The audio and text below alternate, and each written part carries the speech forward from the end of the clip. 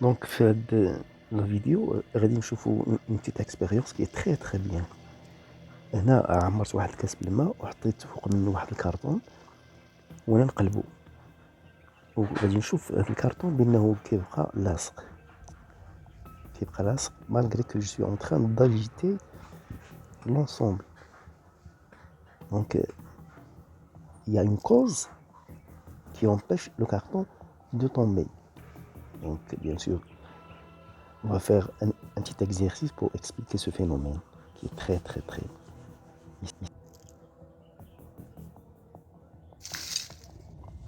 là, on avait dit que le carton, malgré la force pressante exercée par la quantité d'eau sur le bout du carton, le carton ne tombe pas.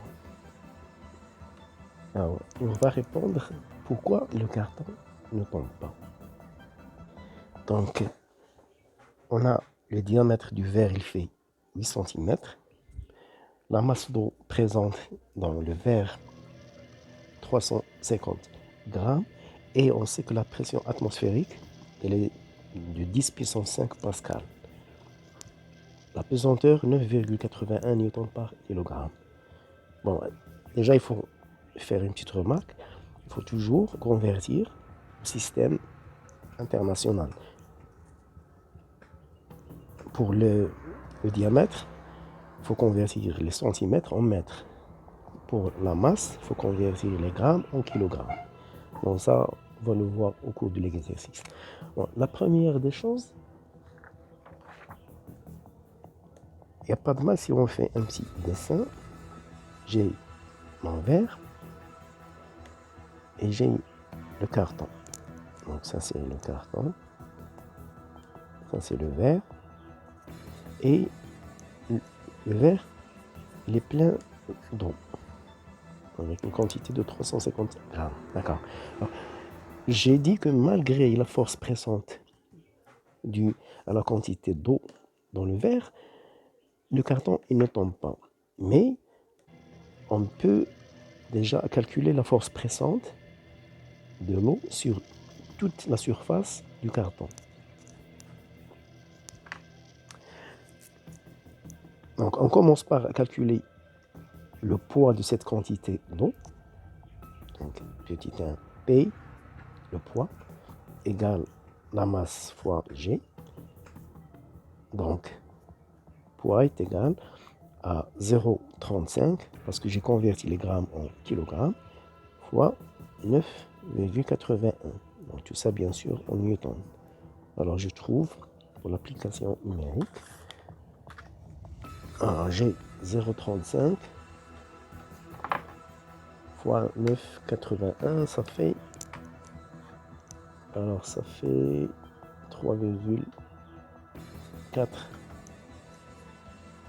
newtons.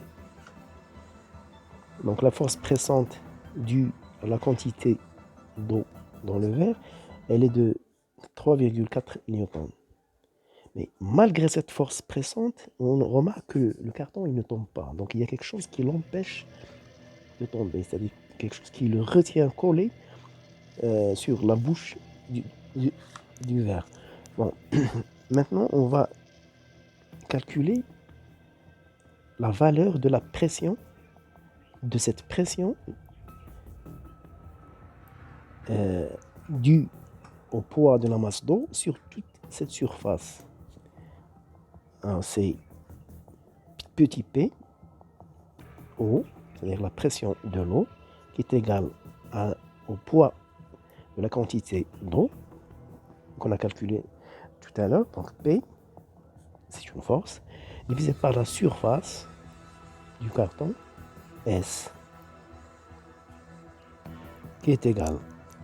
Alors P, c'est 3,4 divisé par, alors la surface du carton, c'est pi r au carré. Alors pi, c'est 3,14 fois, le rayon, c'est 4 cm. Donc 4 fois 4, ça fait 16. Mais c'est 4 10 moins 2 fois 4 10 moins 2. Donc 16 10 moins 4. Parce qu'il faut convertir les centimètres en mètres. 10 moins 4. On est bien d'accord. Alors, tout calcul fait, je trouve la pression de l'eau est égale. On fait un petit calcul. 3,14 fois 16, ça me fait 3,4. Le numérateur divisé par 50,24 fois 10 à la puissance 4. Donc, pression de l'eau égale 3,4 divisé par 50,24 et on trouve 0,067 10 à la puissance 4, quoi, puisque c'est une pression et toutes les unités sont des unités internationales, donc la pression elle est en pascal. Il faut faire très attention à ça. Donc on trouve une pression. Alors, converti à l'écriture scientifique, ça va faire 6,7. Bon, 1, 2, 10 à la puissance 2 pascal.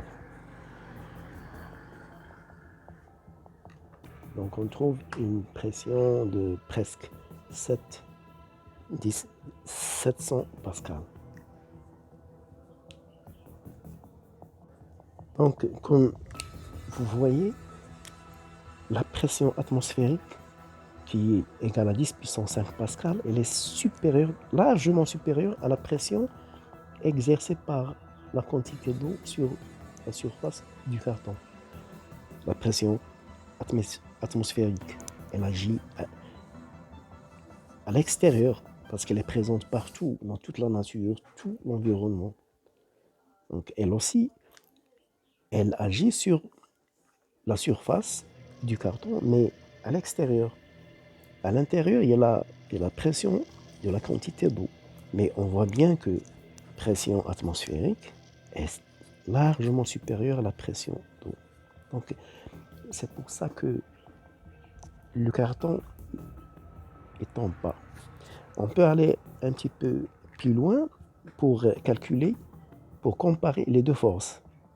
Parce que comme pour la pression de l'eau, la force pressante, c'est le poids de la quantité d'eau.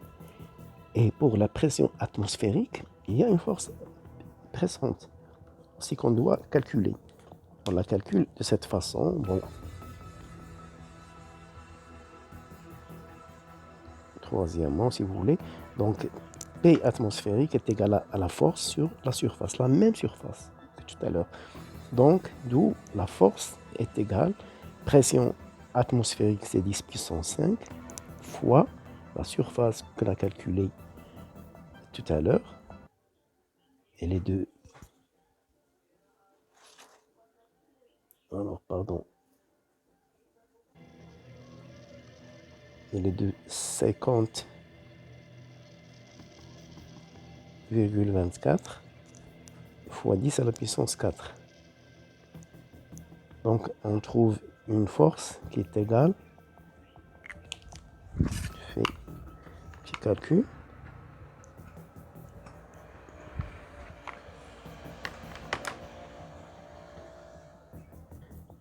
pardon, je me suis trompé dans l'exposant de 10, ça fait moins 4, parce que c'est 10 à la puissance moins 4, et non 10 à la puissance 4. Donc, la force pressante due à la pression atmosphérique, elle équivaut à 50,24 fois 10. 10 à la puissance 5 fois 10 à la puissance moins 4, ça fait fois 10 tout court. Donc, une force à peu près égale à 502 newtons. Donc, si on compare cette force pressante qui est due à la pression atmosphérique au poids de la masse d'eau présente dans le verre, on trouve qu'il y a une grande différence. Le poids, il vaut que 3,4 newtons. Par contre, la force pressante de la pression atmosphérique, elle est de 502 newtons. Donc c'est pour ça qu'elle colle le carton sur la bouche du verre. Merci.